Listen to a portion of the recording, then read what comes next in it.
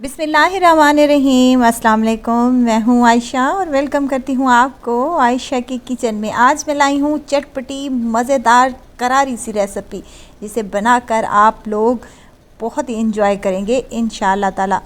कभी भी आपका सालन बनाने का दिल नहीं कर रहा तो आपने क्या करना है, फटाफट से मेरी ये रेसिपी ट्राई करनी है। इंशाअल्लाह ताला आपके घर वालों को ज़रूर पसंद आएगी।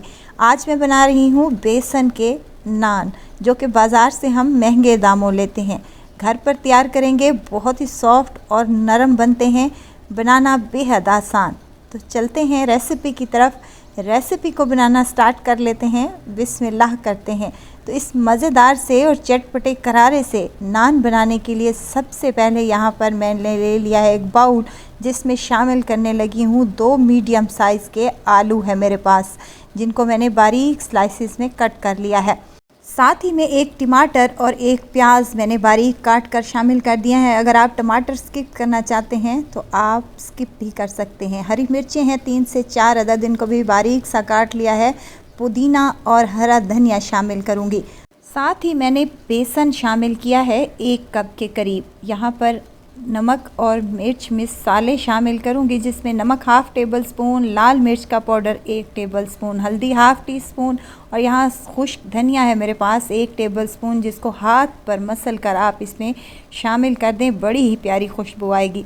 अब यहाँ पर सफ़ेद ज़ीरा मैं साबित ही शामिल कर रही हूँ, आप चाहें तो पीस कर भी शामिल कर सकते हैं। और एक और चीज़ है अजवाइन, ये लाजमी डालिएगा, इससे एक तो टेस्ट बड़ा अच्छा आता है, दूसरा इससे नान को हज़म करने में बड़ा ही फ़ायदा देगी। अब यहाँ पर खुश्क धनिए का पाउडर भी शामिल किया है 1 टेबल स्पून भरकर।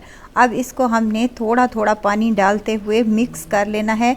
इसका हमने लिक्विड शेप में बना लेना है बैटर।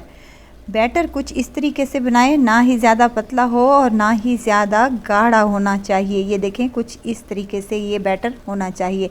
अगर तो आपने इस बैटर को रखना है तब तो आपने इसमें बेकिंग सोडा शामिल नहीं करना। अगर आपने फटाफट से तैयार करने हैं तो इसमें हाफ़ टी स्पून के करीब आपने बेकिंग सोडा शामिल करना है। इससे ये होगा कि ये फूले हुए नान बनेंगे और बहुत ही टेस्टी और मज़ेदार बनेंगे। अब इसको मिक्स कर लेंगे, साइड पर रखेंगे। यहाँ पर मैंने ले लिए हैं नान, अच्छी क्वालिटी के लें तो बहुत ही मज़े के ये नान बनकर तैयार होते हैं, वरना आप जो भी नान लेना पसंद करते हैं आपकी मर्ज़ी पे डिपेंड करता है। अब आप चाहें तो इसको हाफ़ में कट कर कर फिर से फ्राई करें, नहीं तो एज़ इट इज़ भी इसको फ्राई कर सकते हैं। अब एक नान ले लेना है और उसको इस बैटर में डाल देना है। हाथ की मदद से अच्छे से इसको प्रेस करते हुए हमने तमाम बैटर एक साइड पर नान को लगा लेना है और फिर दूसरी साइड पर भी हमने इस नान को ये बैटर लगा लेना है। और जो हमने आलू और प्याज टमाटर का मिक्स बनाया था वो इसके ऊपर लगा देंगे। वीडियो तो इस स्टेज पर अगर आपको ज़रा सी भी अच्छी लग रही हो तो लाइक करें, सब्सक्राइब करें और साथ में बेल आइकन के बटन को भी ज़रूर प्रेस कर दिया करें, ताकि मेरी हर नई आने वाली वीडियो आप तक पहुंचती रहे। अब ऑयल को मैंने कढ़ाई में शामिल किया है।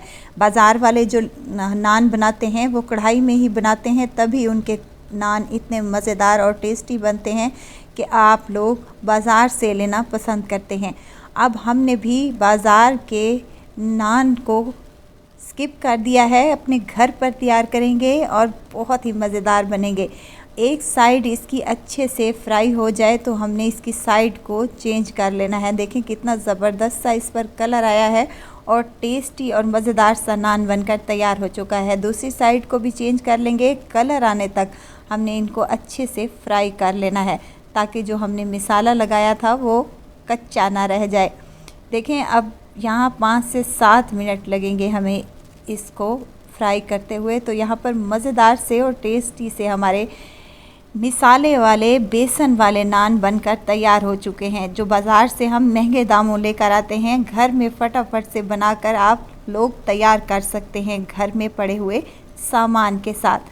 बहुत ही मज़ेदार, बहुत ही टेस्टी और बहुत ही सॉफ्ट ये बनकर तैयार हो जाते हैं। अगर कभी आपका सालन बनाने का दिल नहीं कर रहा तो आपने क्या करना है, ये चटपटी मज़ेदार और टेस्टी करारी सी रेसिपी को बनाकर आपने अपने घर वालों को एंजॉय करवाना है। तो ज़रूर ट्राई कीजिएगा और दुआओं में मुझे ज़रूर याद रखिएगा। खुश रहें, खुशियाँ बाँटें। इजाज़त चाहती हूँ, फिर आऊँगी इंशाल्लाह एक नई और मज़ेदार सी चटपटी रेसिपी के साथ। आयशा को दीजिए इजाज़त, अपना बहुत सारा ख्याल रखिएगा, दुआओं में मुझे याद रखिएगा। अल्लाह हाफ़िज़।